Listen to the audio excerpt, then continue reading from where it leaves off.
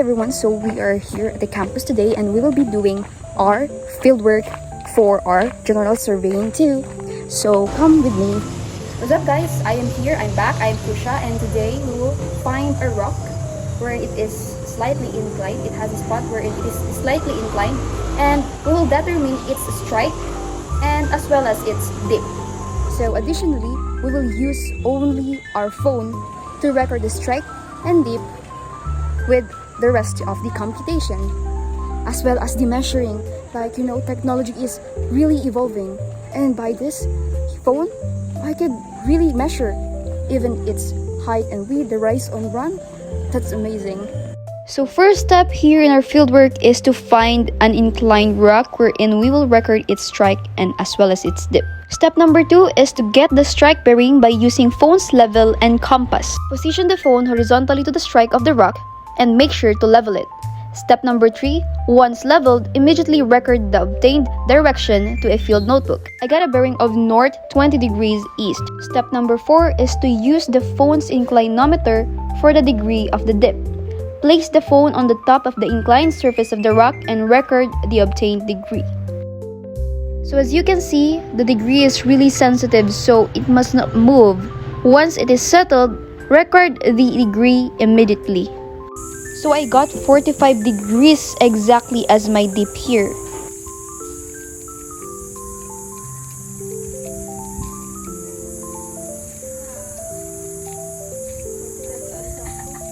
So just like what I've said during the introduction of this video, I will only use phone to measure everything during this fieldwork.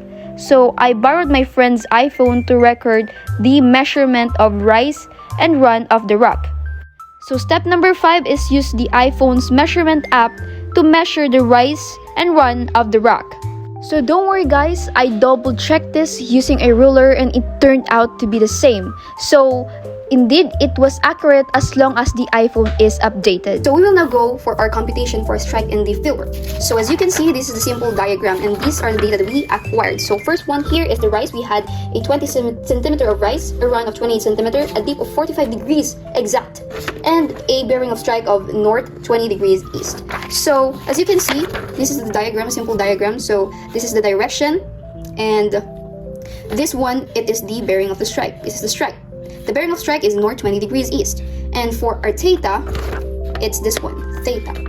And lastly is this bearing of drift. So in order for us to solve for the theta and the bearing of the drift is we need to use this formula. So first formula is this one, sine theta is equal to grade of drift over tan dip. And in order for us to find this letter G or grade, the formula here is grade is equal to rise over run times 100. So we just need to plug all the values. 20 centimeter over 28 centimeter times 100, we have 71.40 degrees, and we just need to transfer or convert it into a decimal. So that's 0.7143. And then for us to solve for the theta, we just need to plug all the values. So the grade is now this one. And then the dip, tan of dip, which is tan 45 degrees. And then we just need to input it into the calculator. So we just need to use shift sign, our sign of 0.7143 over tan 45 degrees. So we have 45.586.